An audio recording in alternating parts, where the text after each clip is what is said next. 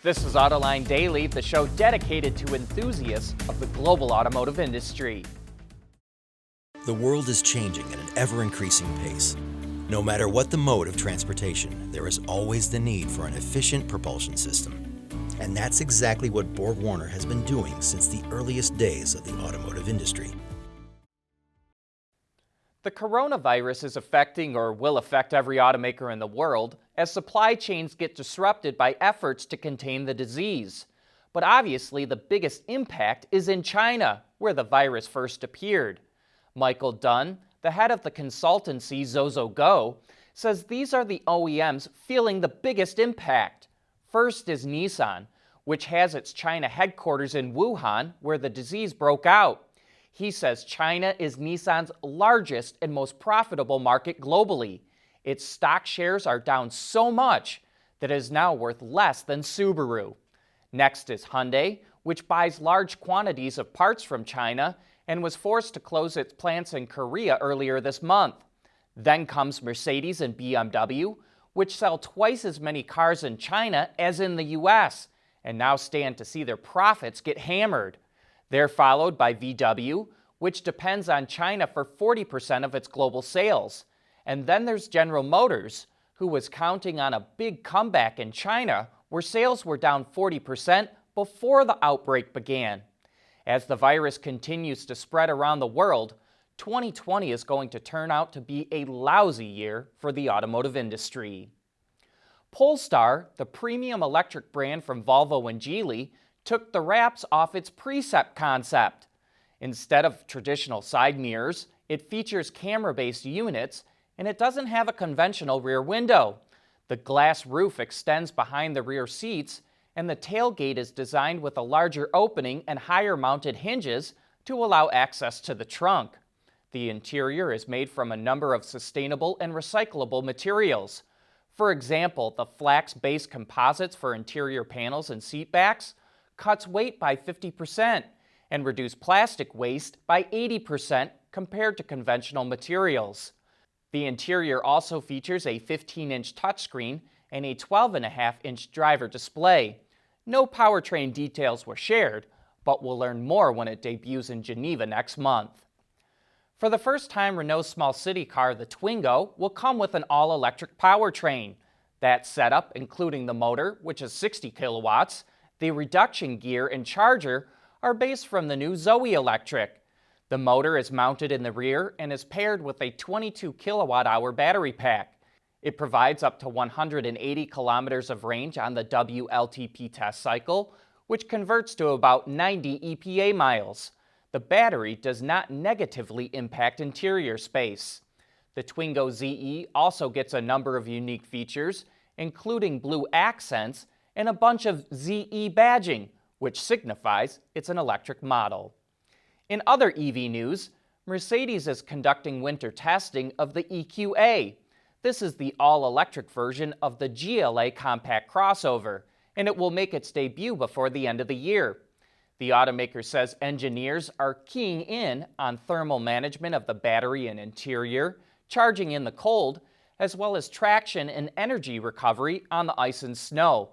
Mercedes also announced it will unveil new plug-in hybrid versions of some of its compact models at the Geneva Auto Show. Speaking of Geneva reveals and EVs, BMW had this teaser of the i4. The head of BMW Design calls the sleek four-door sedan, quote, a perfect BMW that happens to be zero-emission. A startup that was formed by physics professors from the Massachusetts Institute of Technology says they've come up with a breakthrough in wireless charging for electric cars. Their system uses magnetic induction and resonance, and they claim it's just as efficient as plugging in with any Level 2 charger. They say it will be a key enabler for widespread adoption of EVs, as well as autonomous electric cars, since they won't have a driver to plug them in. It can even work when covered by snow or ice. Here's Morris Kessler, the company's CTO. I would like to show you the components of an electric vehicle wireless charging system. On the wall we have the electronics which are used to drive the system. They convert the energy from the wall to the 85 kilohertz, which is used to transfer the power. We have the ground assembly, which contains the resonator, which creates a magnetic field used to transfer energy. On the bottom of the vehicle, there is a similar resonator which captures that energy, shown here. The output of that resonator is connected to some electronics on the vehicle, which convert that energy back to DC to be able to charge the battery. This system is designed to be able to operate at a variety of parking conditions and a variety of vehicle types. WiTricity says it's working with most major automakers and several Tier 1 suppliers and will be market ready in 3 to 4 years. And by the way, we'd like to thank Autoline viewer Norm Duncan, who made us aware of this breakthrough. If you come across something that you think we ought to be looking into, just let us know. Autoline Daily is brought to you by Bridgestone Tires, your journey, our passion, and by Borg Warner, propulsion solutions that support a clean, energy-efficient world. Volkswagen introduced the new Touareg R, which is now available with a plug-in hybrid for the first time. It's powered by a turbocharged V6 gasoline engine, which is mated to an 8-speed automatic. The powertrain also consists of a 100 kilowatt electric motor and a 14.1 kilowatt-hour lithium-ion battery. The company didn't reveal the electric range of the plug-in, but says the SUV can travel up to 87 miles per hour in pure electric driving mode. The Touareg R is the first R-Line model to offer a hybrid, and it will make its debut at the Geneva Auto Show. Earlier this month, Audi shared details of the new A3, and now we're learning a bit more. For the first time, the seat upholstery will be made from recycled materials. Up to 89% of the textile used consists of recycled plastic bottles.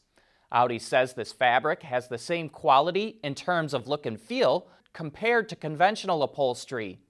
The company is working on making the seat material completely recyclable and is close to achieving this.